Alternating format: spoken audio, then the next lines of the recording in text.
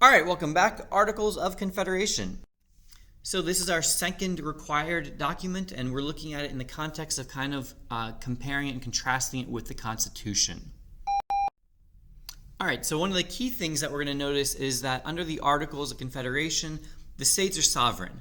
So I have here, the way we're going to go through this video is I'm going to show you excerpts from key portions of the Articles of Confederation that I think are most relevant and most likely to be tested, and then you have a short little annotation or summary.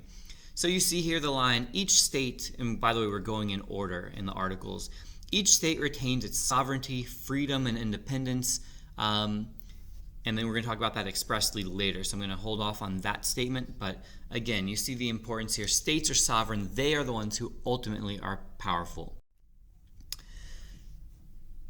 Now, that word expressly, so if you look at the next part of that line, it says that the states retain every power not expressly delegated to the United States.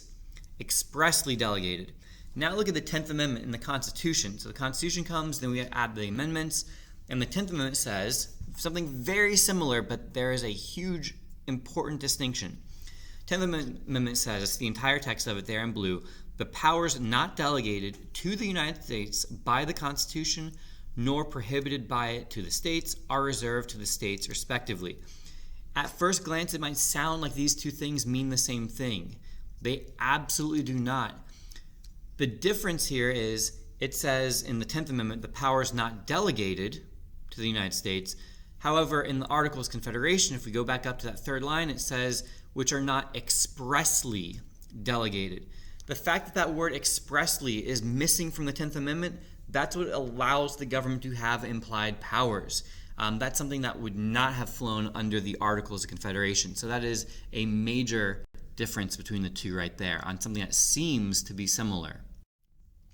All right, so then just some procedural things.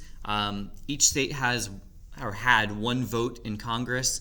By the way, look at the United States being not capitalized there in that first line. That tells you all you need to know. The states were sovereign. The United States wasn't even a country. It was a confederation of 13 countries coming together to make some common policy. So each state is equal, all one vote. Congress did not have the ability to tax. And it says that essentially here, it says the taxes for paying for these things will be directed by the legislatures of the several states. So the United States Congress could ask for taxes and be like, hey guys, we think it's a really good idea if we tax. But ultimately, it was the states who had the power, not Congress. So what could Congress do? Well, they could declare war. So they had the sole and exclusive right and power of determining peace and war. So there are a couple exceptions, mostly about being invaded, but states didn't have the power to declare war so much as the U.S. Congress did. They also could make treaties. So a couple powers they did have. All right, so don't forget, subscribe, hit that like button if this video helped you at all. This has been a La Money production.